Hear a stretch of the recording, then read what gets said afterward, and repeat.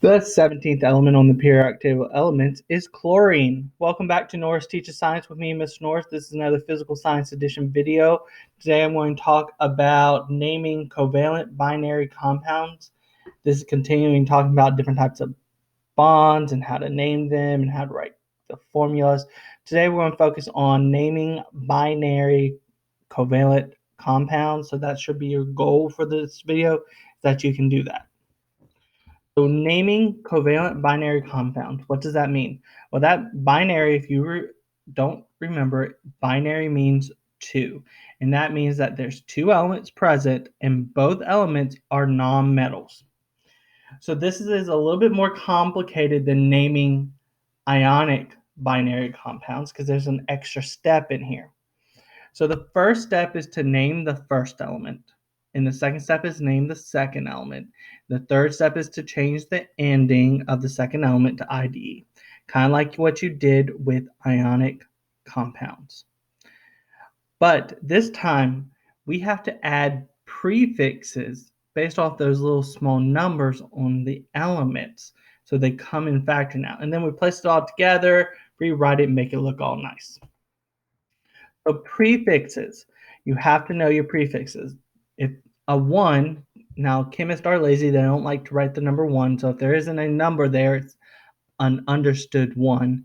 The prefix for 1 is mono, 2 is di, 3 is tri, 4 is tetra, 5 is penta, 6 is hexa, 7 is hepta, 8 is octa, 9 is nona, and 10 is deca. Now I do have to note, the prefix mono cannot go in the first element. All other ones can, but the prefix mono will never go to the first element. So let's do 3 examples. All right, so first off, we have to look here. How many symbols do I see? I'm looking at the first one. How many symbols do I see? I see 2. The first one is P. P is representing a nonmetal, and the second one is Cl, and that's representing another nonmetal. So I know this is covalent. I'm going to use those procedures. First step, we name the first element, P.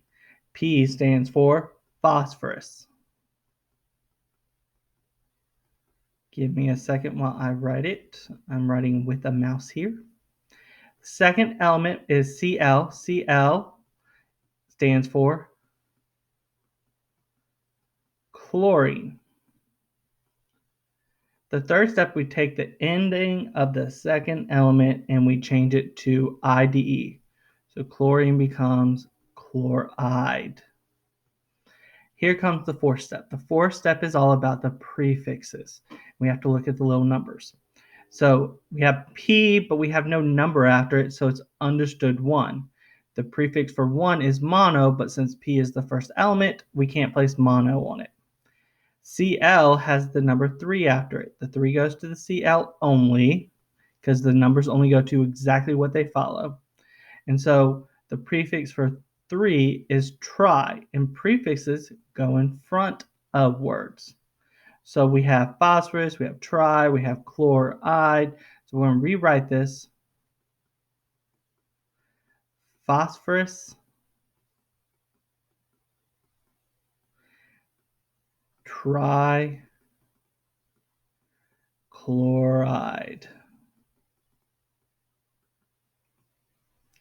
And that's your answer. That is the name to this compound PCl3. All right, example number 2. All right, we have 2 symbols. All right, good, so we know it's binary. The next thing we have to figure out, make sure it's covalent or see if it's ionic. Well, N is a nonmetal, NO is a nonmetal, so we know that this is going to be covalent. So we're going to follow those steps. The first step, we name the first element. What is nitrogen? I hope you have a periodic table in front of you so that you know that nitrogen, that N is nitrogen.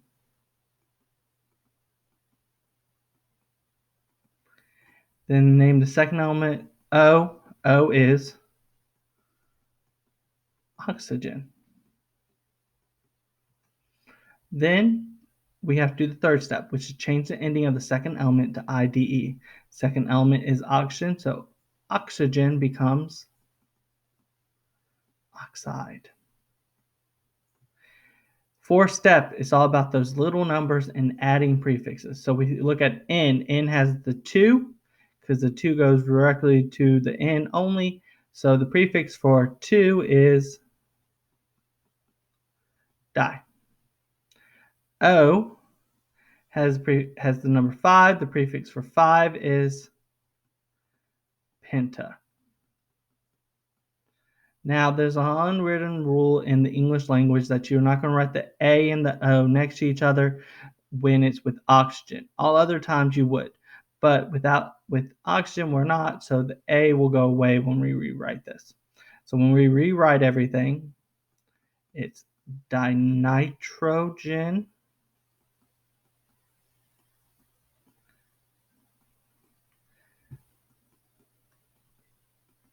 pentoxide.